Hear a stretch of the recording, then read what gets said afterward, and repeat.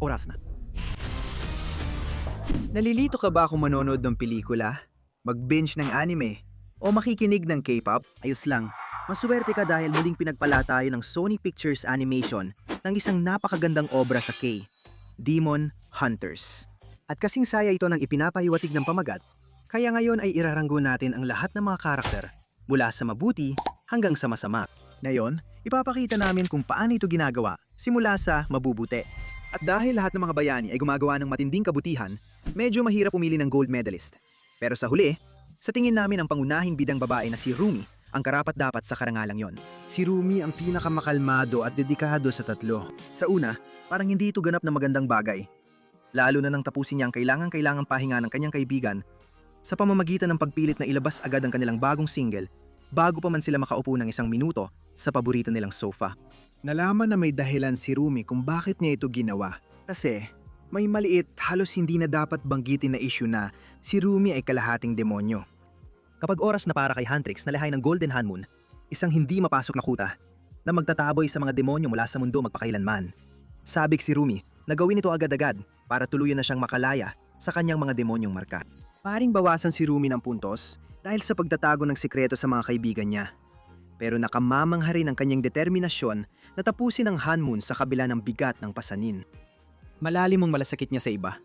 Mula sa agad na koneksyon sa tigre ni Genu, pag-aalok kay Bobby ng bakasyong binili niya para sa Huntrix, hanggang sa simpatya kay Genu sa kabila ng mga kasalanan nito, na nagbigay sa kanya ng unang pakiramdam ng pagiging tao sa daan-daang taon.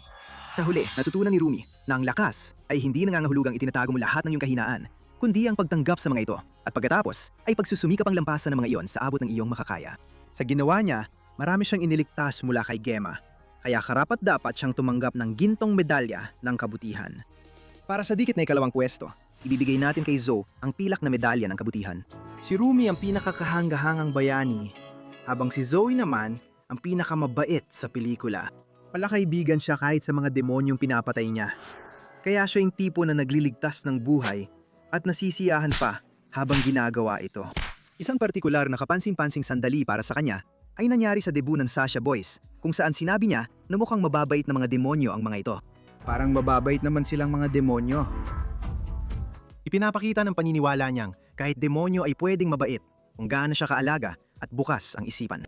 Siyempre, maaaring bahagi rin ito ng pagkakaroon niya ng crush sa kanila, kaya't nakuha niya ang ating Last Sinner medal. Ang pinakamasamang masasabi natin tungkol kay Zoe ay medyo mahilig siyang magpasaya ng ibang tao. At kahit ganon, hindi naman ito nauwi sa paggawa niya ng masama. Lalo pa niyang pinipilit panatilihing buo ang pagkakaibigan, inaayos ang awayin ni Rumi at Mira, at pinananatili ang kapayapaan saan man siya naroon. Ganon din ang masasabi para sa bronze medalist ng kabutihan, si Bobby. Si Bobby ang manager ni Huntrix, at suwertang-swerte talaga sila sa kanya. At dahil nabanggit na rin ang ginto, kailangan natin pag-usapan kung gaano siya kamapagbigay. Sa isang eksena, nabanggit lang ni Bobby na binibigyan siya ng mga babae ng 3% ng kanilang kinikita. Naging curious ako kaya nag-google ako, at kadalasan, ang manager ay kumikita ng hindi bababa sa 10% ng kita ng kliyente. Ipinapakita ng 3% na sapat na para manatiling motivated si Bobby kung gaano niya pinapahalagahan ang mga babae bilang tao, hindi lang kalakal. Dagdag pa, na magkaroon ng access si Jima sa mundo ng tao, na manipula niya si Bobby at sinabing nabigo siyang pag-isahin ng mga babae.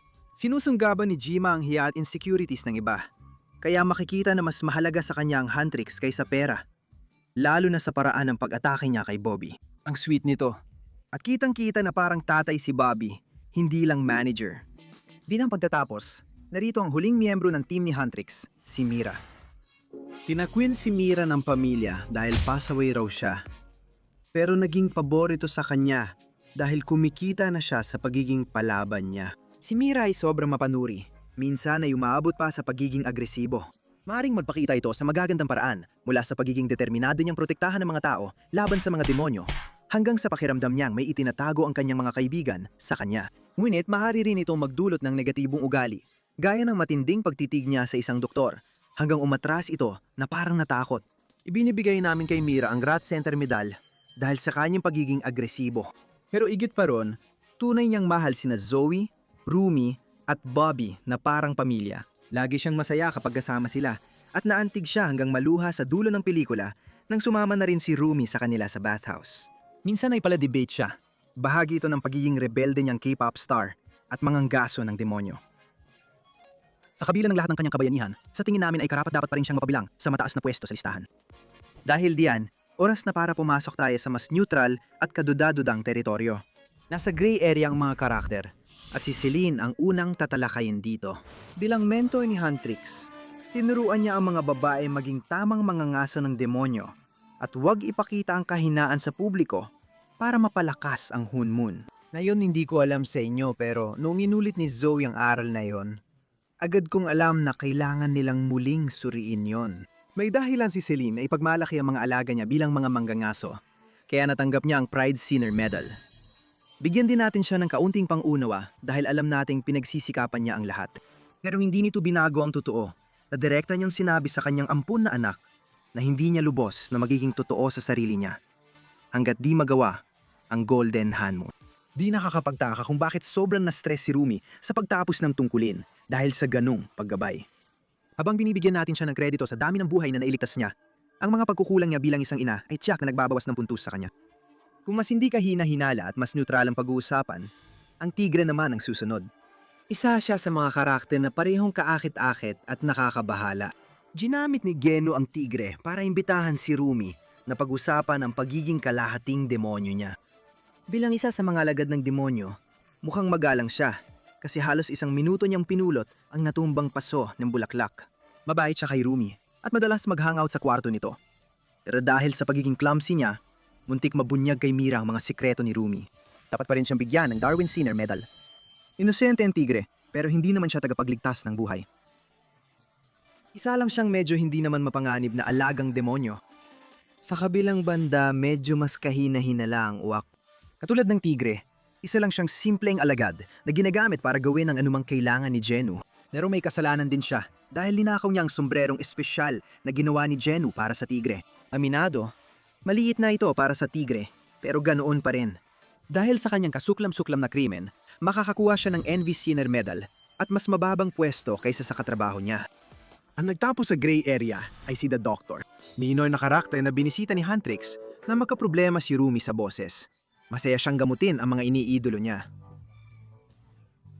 Sa kasamang palad, ang kanyang gamutan ay wala namang iba, kundi mga pouch ng grape juice na may sarili niyang personalized na sticker.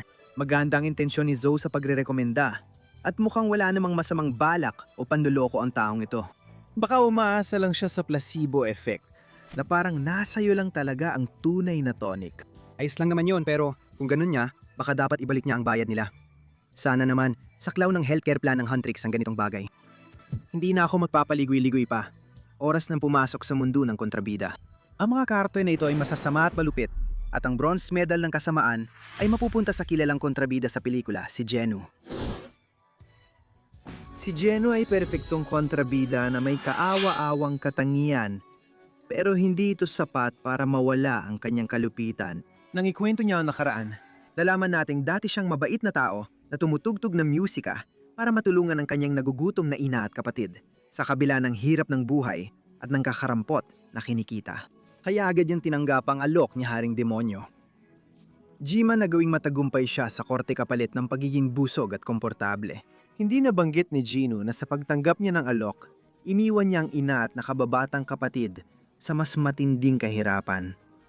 Nawala pa ang kaunting tulong na naibibigay niya noon. Sa paglilingkod kay Gima, si Genu ay daan-daang taon nang nag-aani ng kaluluwa at naging pinagkakatiwala ang tagapayo ng Demon Lord. Siya ang nagbuo ng Demon Boy Band para makaimpluwensya sa mga tagahanga ni Huntrix, kapalit ng makasariling motibo.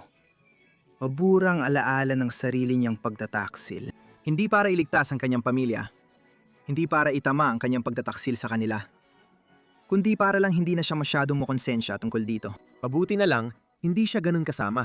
Sa huli, dahil kay Rumi, natutunan niyang muling makaramdam ng simpatya at napagtanto na ang kalayaan ay nangangailangan ng walang pag-iimbot na pagkilos. Ginawa niya ito sa pamamagitan ng pagsalo sa matinding atake ni Gima, iniligtas si Rumi, at nabawi rin ang sarili niyang kaluluwa bilang resulta. Kahit kahanga-hanga ang huli niyang sandali, hindi nito nabura ang lahat ng labis na makasariling ginawa niya sa buhay niya. Pinipigilan ng mito na tawagin siyang ganap na masama. Bagamat di natin masyadong kilala, ang Saja Boys ang nagwagi ng pilak sa kasamaan. Ano man ang pinagmulan nila, malungkot man o kasuklam-suklam, may isang bagay na nagtatangi sa ibang demonyo kumpara kay Ginu. Wala silang ni isang ni makasariling hakbang para makabawi. Pinagsama pa nila ang panlilinlang sa tao para anihin ang kaluluwa. Kaya mababa talaga sila sa listahan natin. I love you guys! Dapat tandaan na dating tao rin ang mga demonyong ito. Kaya hindi lang ito simpleng usapin ng mga halimaw na nangangaso ng mga tao. Kaso ito ng mga dating tao na nangangaso ng kapwa nila tao. Alam nila ang hirap ng kaluluwa. Pero masaya pa silang iparanas ito sa iba para gumaana sa sariling buhay. Ngunit may isang malaking, kulay rosas at nagniningas na dahilan na pumipigil sa kanila para maituring na pinakamasama. Bago magsimula, ang video na ito ay hatid sa inyo ng Wicked Binge Channel Memberships. Maaari kang makapanood ng aming mga video ng mas maaga kaysa sa iba at makakuha ng mga eksklusibong emoji at loyalty badge para sa mga miyembro sa pamamagitan ng pagsuporta sa channel gamit ang membership. At ang katotohanan dyan ay si Gima, ang kanilang boss, ang siyang kumokontrol sa lahat ng nangyayari. At kapag sinabi kong lahat, ibig kong sabihin ay lahat talaga. Nakita natin kay Gino na si Gima ang kumokontrol sa mga demonyo sa palagiang pagbulong ng kanilang pinakamalalalim na takot, insecurities, at pagsisisi para mapanatili silang naglilingkod. Naglilingkod sila sa kanya dahil sa kakayahan niyang pisikal na wasakin at pahirapan sila sa isip tuwing gusto niya. Mula sa pagsunog sa Coffee Demon pagkatapos ng unang eksena ng laban hanggang sa pagbabanta kay Jinwoo ng mas malalakas na tinig sa kanyang isipan. Sapat na sana yon para ituring si Gima bilang pinakamasama sa pelikula. Pero nilalampasan pa niya ito sa pagre-recruit na mahihinang tao bilang tagapaglingkod. Si Jinwoo ay isang mahirap na lalaki na hihirapan at nabibigong suportahan ng pamilya niya. Pagkatapos malapit sa dulo ng pelikula, muntik na niyong mapaniwala si Mira, Zoe at maging maalamat na si Bobby na sumama sa kanya sa pamamagitan ng pagsasamantala sa kanilang kawalan ng pag-asa. Si Gima ay tunay na masama sa lahat ng aspeto. Pinakamasama sa lahat, ginagawa niya lang ito para lang patabahin ang sarili niya. Ang karapat dapat tumanggap ng gluttony sinner metal ay yung taong pinipilit ang iba na palagi siyang pakainin ng mga kaluluwa. Kung ganun siya kalakas, bakit hindi na lang siya mismo kumuha ng pagkain para sa sarili niya? Karapat dapat din yon sa slot sinner metal. Ayanam namin mo yan, Kima. Dahil sa bagong Han Moon na nakapaligid sa mundo, matagal bago ka ulit makatikim niyan.